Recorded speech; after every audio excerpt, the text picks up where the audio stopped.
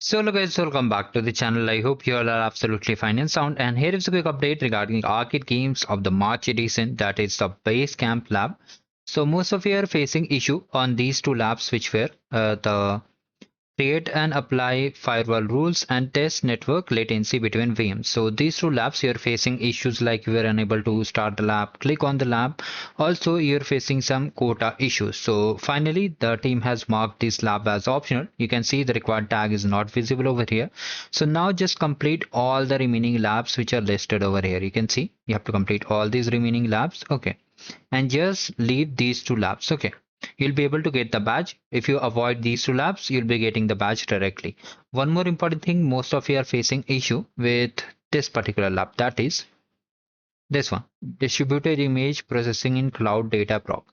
So the problem whatever you are facing over here is that when you try to create a virtual machine, okay, so you get some errors that this machine is not available, a resource issue. In that case also, what you need to do, you have to report it to the support team. How to report? I'll attach the video. You have to simply mail to support@qwiklabs.com with the screenshot and they'll fix it. So this was the quick update. Thank you. Have a great day ahead. And if you want to participate in this arcade program, you can check the video description.